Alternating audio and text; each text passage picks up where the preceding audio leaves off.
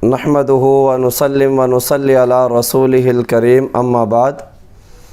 आज की हमारी नशिस्त का उन्वान है, अगर नमाज फ़जर की सुन्नतें रह गई हैं तो ये सुन्नतें कब पढ़ी जाएंगी?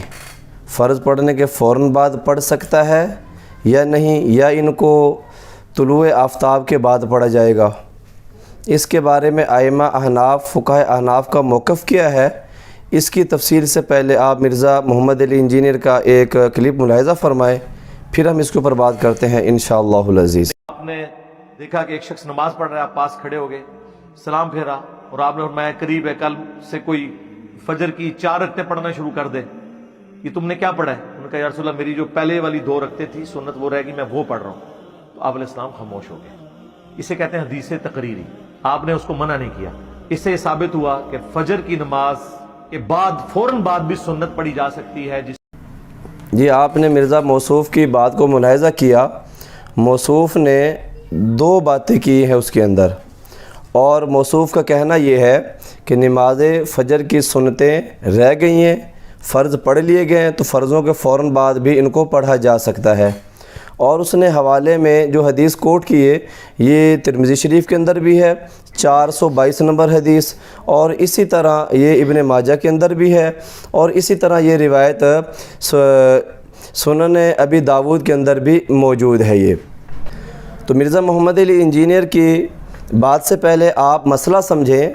फ़ुक़हा अहनाफ के नज़दीक अगर सुन्नतें रह गई हैं तो फ़ौरन फ़र्ज़ के बाद इनको अदा नहीं किया जा सकता, बल्कि तुलुए आफ्ताब के बाद जो मकरूह टाइम है उसके गुज़रने के बाद इन सुन्नतों को पढ़ना साबित है, और ये रसूलुल्लाह सल्लल्लाहु अलैहि वालैहि वसल्लम की सुन्नत है और अल्लाह के पैगम्बर का ये फ़रमान है। ये मेरे पास तिरमिज़ी अव्वल है, जिल्द नंबर अव्वल है, और इसका सफ़ा नंबर 96 है, हदीस नंबर 423 है।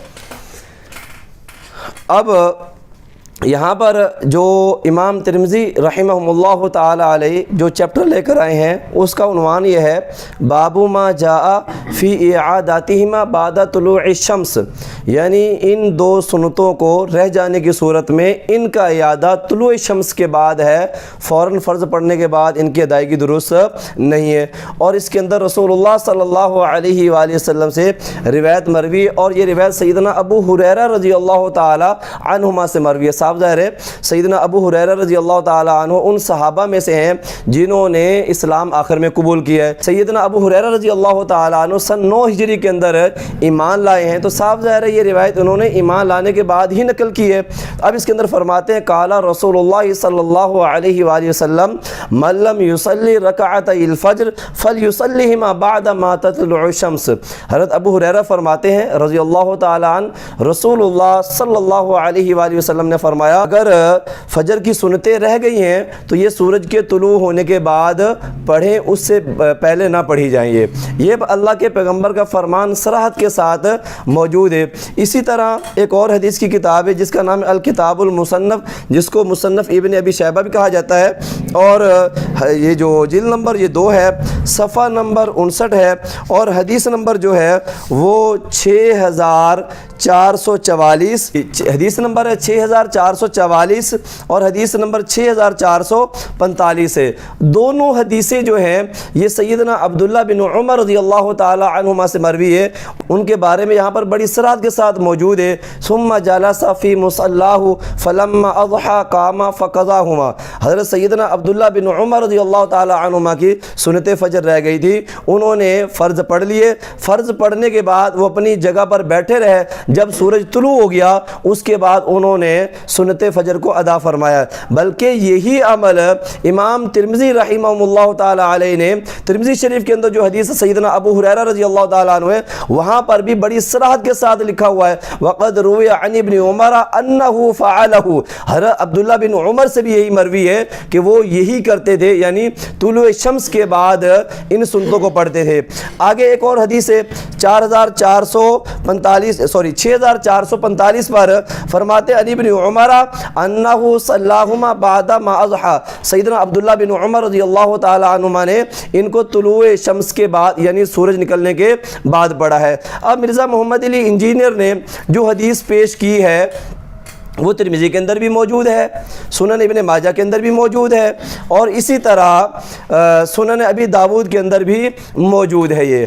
اب ترمذی کے اندر جہاں پر اس روایت کو نقل کیا ہوا ہے وہاں پر امام ترمذی رحمہ اللہ تعالیٰ علیہ نے بڑی صراحت کے ساتھ صفحہ نمبر 96 ہے اور جلد نمبر 1 ہے، حدیث نمبر 422 ہے یہ، اور اس کے سند کے بارے میں امام ترمذی رحمۃ اللہ علیہ فرماتے ہیں جس کے اندر یہ موجود ہے، جس کو مرزا محمد علی انجینئر نقل کر رہا ہے کہ پڑھنا جائز ہے کیونکہ اللہ کے پیغمبر نے سکوت اختیار فرمایا ہے۔ اب جن روایات میں یہ آتا ہے کہ اللہ کے پیغمبر نے اجازت دی ہے ان کی سندی حیثیت سنیں۔ یہاں پر امام ترمذی فرماتے ہیں وَإِسْنَادُ هَذَا الْحَدِيثِ لَيْسَ بِمُتَّصِلٍ، امام ترمذی فرماتے ہیں اس حدیث کی سند متصل نہیں ہے۔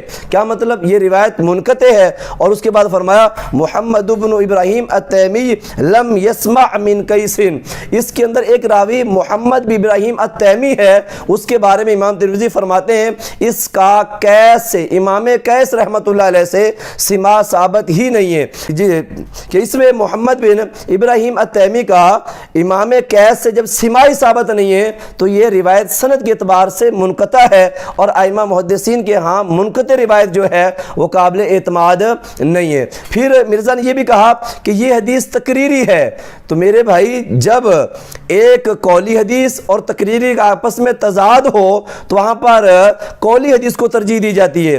نمبر 2، یہ واقعہ جو دیگر روایات کے اندر آتا ہے کہ آپ صلی اللہ علیہ وسلم نے سکوت اختیار فرمایا، یہ نہیں سے مماننے سے پہلے کا واقعہ ہے، جیسا کہ بذل المجہود کے اندر علامہ سہارنپوری رحمہ اللہ تعالی علیہ نے تفصیل سے اس واقعے کو نقل فرمایا ہے کہ یہ واقعہ مماننے سے پہلے کا ہے، اور یہی وجہ ہے کہ امام نووی رحمہ اللہ تعالی علیہ نے شرح مسلم کے اندر صفحہ نمبر 156 کے اوپر یہ اصول دیا ہوا ہے کہ ائمہ محدثین جس کا چیپٹر پہلے لے کر آئیں وہ روایات منسوخ ہوتی ہیں، اور جس کا چیپٹر بعد میں لائیں وہ روایات ناسخ ہوتی ہیں، اور ائمہ محدثین کے ہاں سنت عمل جو ہے وہ ناسخ حدیث سے ثابت ہوتا ہے۔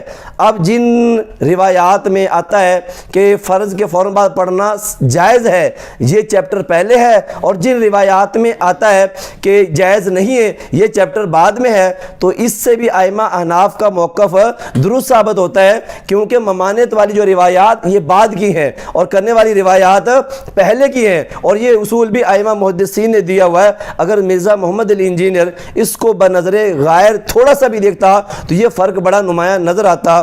وآخر دعوانا ان الحمدللہ رب العالمین۔